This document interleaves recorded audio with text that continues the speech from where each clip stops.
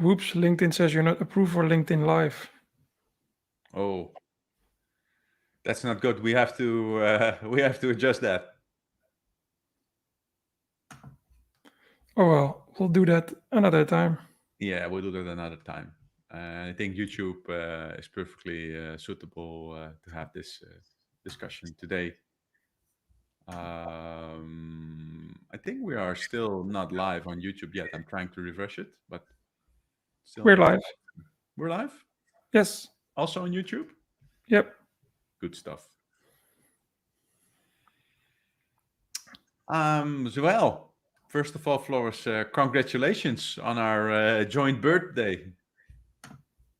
Yeah, you too. Yeah, It was went by in a flash. went by in a flash. I was thinking it over this weekend, as per my LinkedIn post this morning, and I was thinking, well, it's a very strange time we all live in, but it has flown away this past year, and it really was quite a journey for us. And especially what was surprising to me is some of the good things we have encountered. What is the amount of customers we can service from the online working? Because normally we were used to driving our business cars and went through all of the Netherlands to visit clients, but we don't have that anymore. So it's we're far more scalable in this way. So I think that was actually the most surprising and good thing about this whole way of working.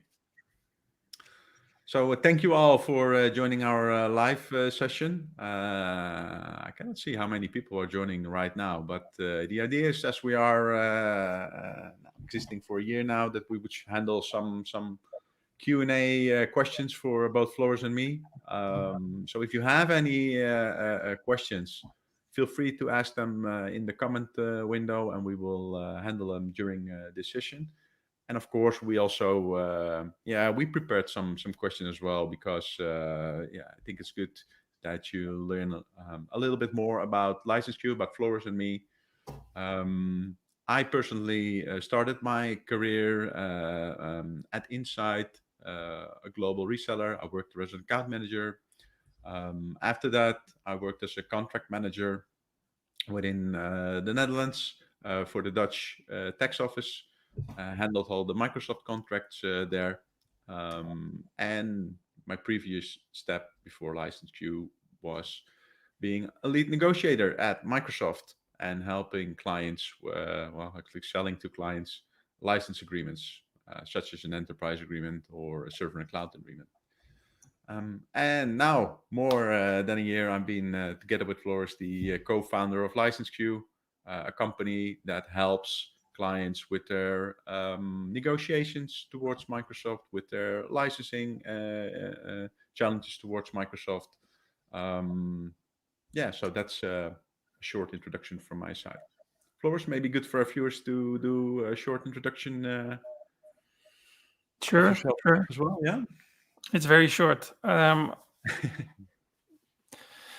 So we've been doing this for a year now, and before that, I used to work at Microsoft for 10 years in the role as a licensing sales specialist, which later was turned into commercial executive.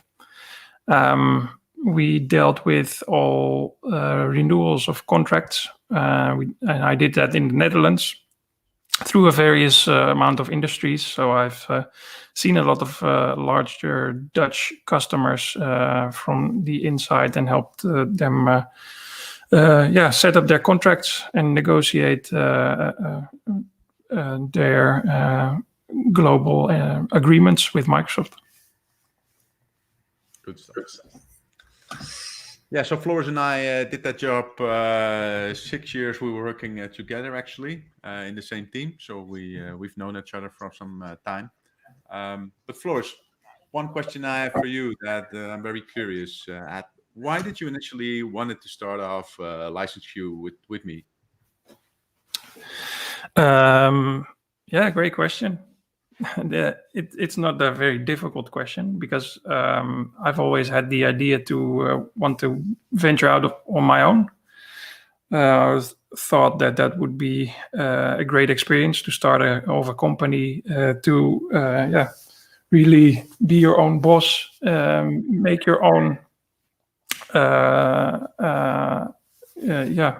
connections with customers, clients, but I've never really figured out how and when to do that. I've always been someone that didn't know what he wanted in life, but I did find something which I'm quite good at, and that is this wondrous world of Microsoft and its licensing models. Yeah. So after a few years working at Microsoft, it already started to itch a bit. I was like, yeah, well, why shouldn't we do something by ourselves and help customers with the knowledge that we have around this topic? And then you think, well, is it right time now? Yes or no? And then, yeah, well, at some point you arrive in a moment in time where you need to make a decision, and then the decision was, let's do this. Yeah. And that decision was somewhere last year. Yeah. I can remember that. So initially we had a plan how the company should work for us. But of course, like all other companies, we had to adjust our plan there. So the way we work now, what's something you really love and hate about it?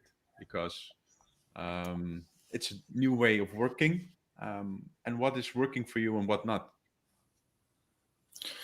Well, I'm generally quite happy, but the life of a small company owner can be quite a lonely one. So that is a definite downside. I basically deal with our clients on a daily basis. I talk to you and catch up with you on how our engagements are going. But other than that, it's not like you're working for a large company with a lot of people, and you have to really do everything yourself. And speaking of that, another downside for me is all the admin that comes along with it. So it's not like, get your monthly paycheck and then happy days. I'm gonna pay my mortgage and I'm gonna go out and have a drink and that's it. No, there's a lot more that you have to deal with on a daily basis. That's fine. I think we find a good motion in that. You don't generally mind that as much as I do, so you help me out quite a lot with that. And that focuses frees me up to do the thing that I like best. That's help customers optimize their environments and such. So I generally like the work that we do in the broadest sense. Yeah, good to hear, and also very recognizable. I think I fully agree with you there. It has been a journey, and we all had to adjust. But I think now we are in a situation where we can extend our company and grow towards the future. So having said that, what's your vision on how LiveCQ should grow in the near future? What would be an ideal situation for you, let's say 3 or 4 years from now? In the broader sense? Yeah, in the broader sense. So I'd love it if we were able to grow our company in a couple of ways. One, people.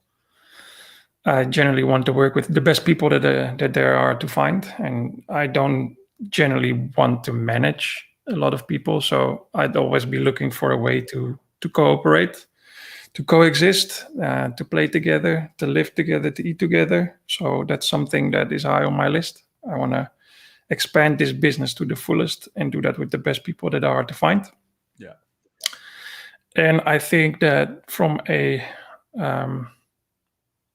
from the practice itself, the focus should change more towards optimizations and less on enterprise agreement renewals. And maybe we can touch upon that a bit more in a later stage, because I think that's where the real change can be made for our clients. In the sense that a negotiation is just, if you boil down to it, it's just taking a bit of the price. And a good discount is always very nice to have. But if you really know what you're doing, how you're doing it, and what you can do to do it better, that's where you're going to make the difference. Yeah, and that's still a difficult sell. Yeah, but let's zoom in on that now, because I agree with you there. We see a lot of. I think most of our work now has been for clients that are involved in an enterprise agreement renewal. They are negotiating, because they have to, and not because they can. And that's a different situation, especially in these times. I've seen too many clients actually being reactive and not being proactive when it comes to their negotiation. We feel that we did one client last year where we did a midterm optimization, and in that case, the client could actually save 20% of the annual amount by not doing a negotiation with Microsoft, but by just doing an optimization. Know what you have in place, know what you have licensed, know what you have in your EA contract. And I think we've seen too many cases where clients are not focused on that, because a negotiation is good and having a good deal is good, but the most time is in the 3 years after you have renewed your enterprise agreement, and you need to ensure that you can get the most out of it. What do you feel? Why are customers so focused on doing just the negotiation and not on the other stuff around it? Because that's, for me, is actually a surprise that a lot of clients are renewing, but then it gets again silent, and they're not optimizing and keeping track of the changes that are in place. Yeah, and I think that that it basically has to do with the mindset. The mindset still exists that Microsoft customers are really they only have one shot at setting them up for success towards the future, and that is the enterprise agreement renewal. In the old days, when you were buying a one-size-fits-all committed offering like an enterprise agreement with the Enterprise Cal, Office Pro Plus, Windows per device, that might have been true, because then you would generally be installing and doing all the work yourself. But in the cloud space, there's a lot of options out there to help you actually reduce your spend in the cloud. And the enterprise agreement is a behemoth of a contract, and I don't think it's going to be around for much of a long period of time. But having said that, if you're buying cloud in the enterprise agreement, don't go for an all-up committed offer, and do look into your organization and figure out what it is exactly that your users need. And that way you can profile your usage. You can easily disentangle from a one-size-fits-all approach into one where you use 1 to 3 different suites and maybe a couple of components that you need to license. Yeah. And if you do it that way and stay on your game, then you will be able to update and adjust year over year. Every time your EA anniversary comes up, you'll be able to scale down, move to different profiles. I don't know. You figure it out. And we can help you. I mean, this is something that we do on a daily basis, and we always manage to find something. So you mentioned an example where we did a 20 to 30% optimization, but we never find anything less than 10%. There's always so much to improve and so many choices that you can make there. And it's dazzling, but focusing more on that and less on, we need to negotiate our best price, that's where you're going to make your difference. And if I can add on that, when you do this, it's a great exercise also to understand what a reasonable price is to pay. Because if you do your inventory and you figure out, okay, I might be in the market for a Microsoft 365 E3 license, but I'm not using these services in that suite, you can use that to your benefit as well. It might be beneficial to buy the E3 license, but knowing that you're not using certain components of that suite, you can leverage that in your negotiation to drive your price down even further. Yeah. So in the past, I think the past 3 or 4 cases, we did such optimizations. What kind of space is the most wiggle room? Where do you see that customers tend to forget they can optimize?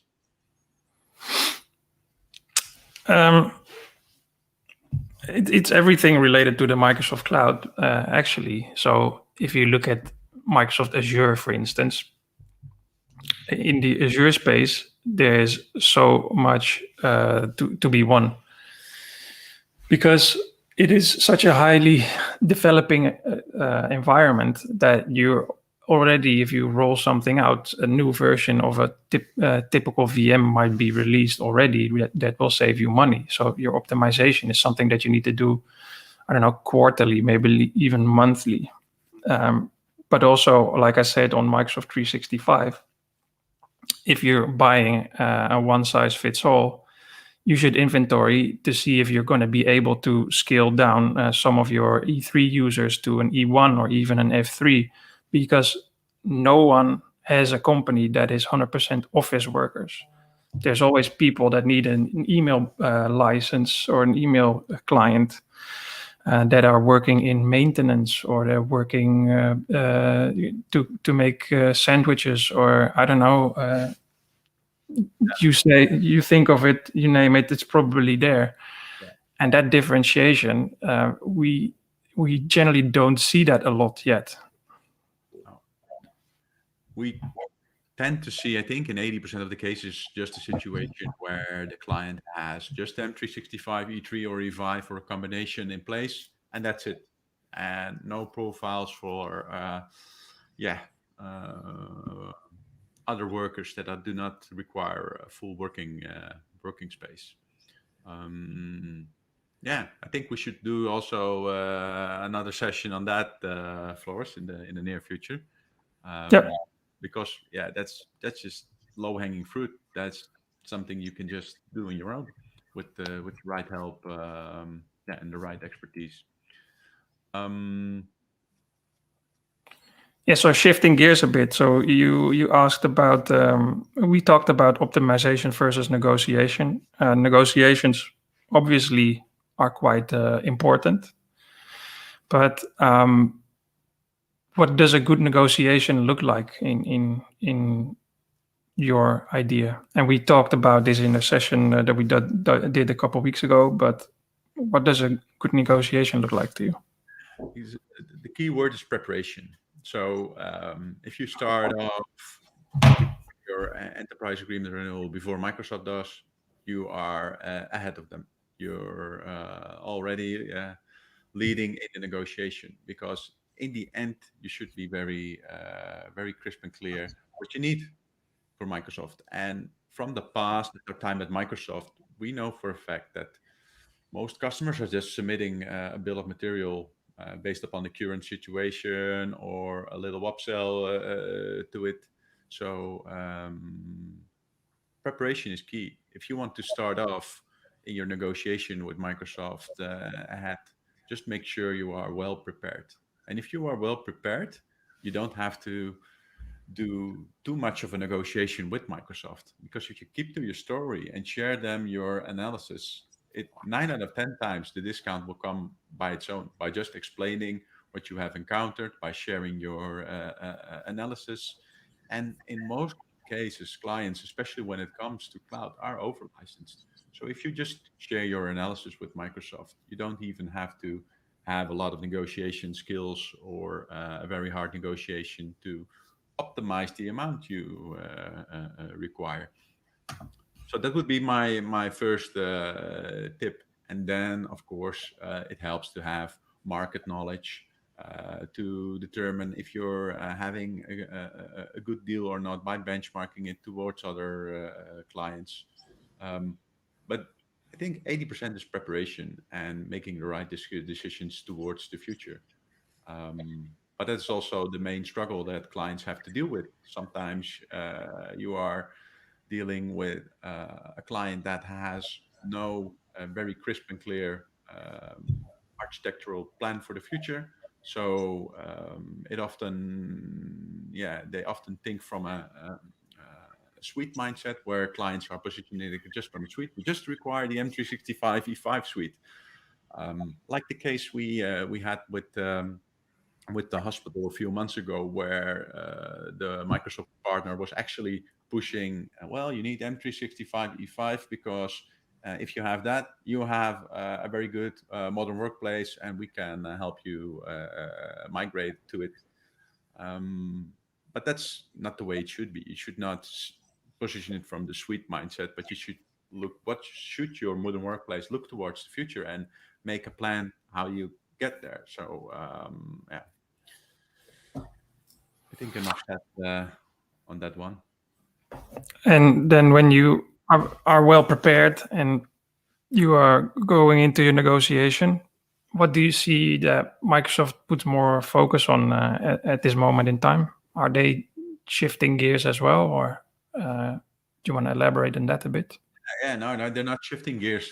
So some reason and actual changes we've seen is that they're not too keen on selling large monetary commits for Azure anymore.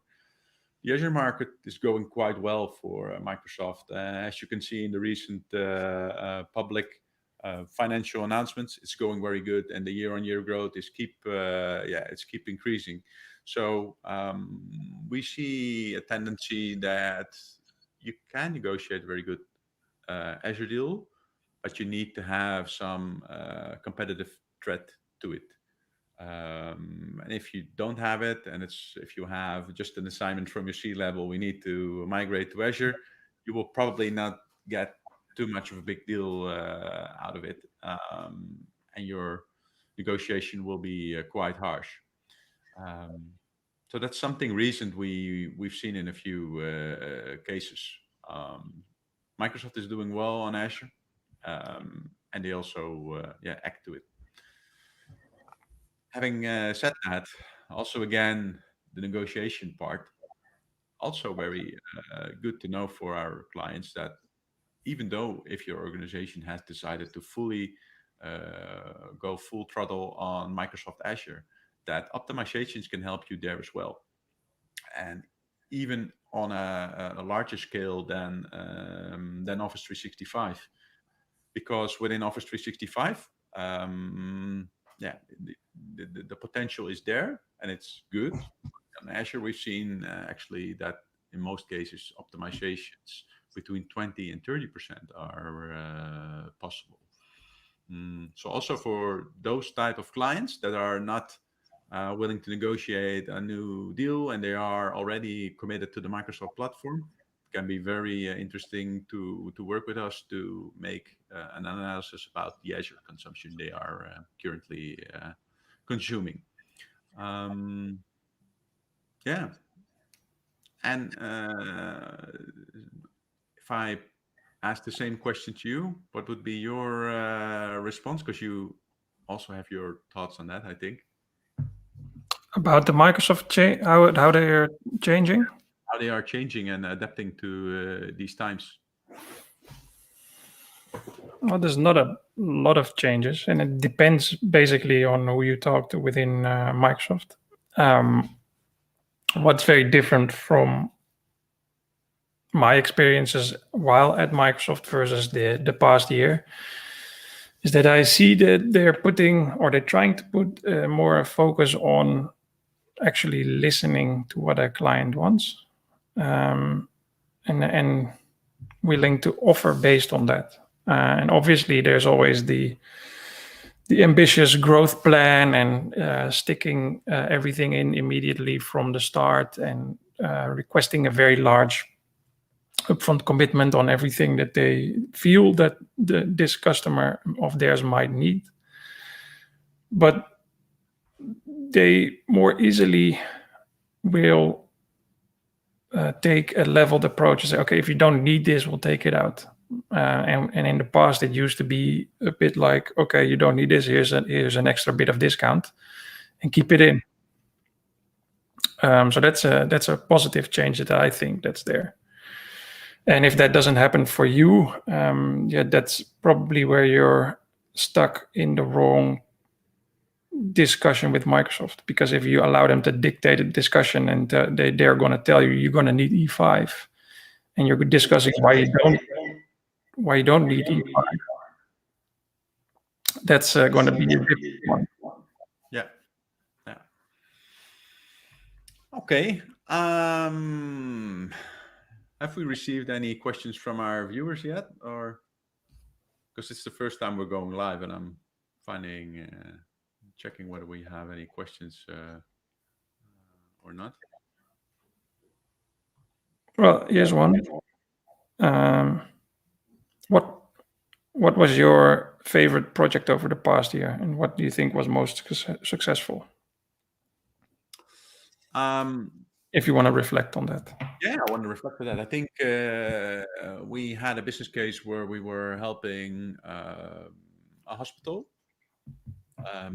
and I think we both from Microsoft didn't have too many experience in the hospital market, but I think that case was very good because the client was not they were in a phase where they are determining should we go to the Microsoft cloud or not, and for us it was an ideal case because this was a customer that was fully deployed on-prem, but they didn't had any knowledge on how to migrate to the Microsoft cloud from a contractual perspective. So yeah, I was actually quite proud of you there, Floris, because you helped the client profiling their EA using M365, F1, F3, in some cases E1, ensuring that client they had a very good setup, a very good, strong bill of material, which made the negotiation with Microsoft very easy, actually.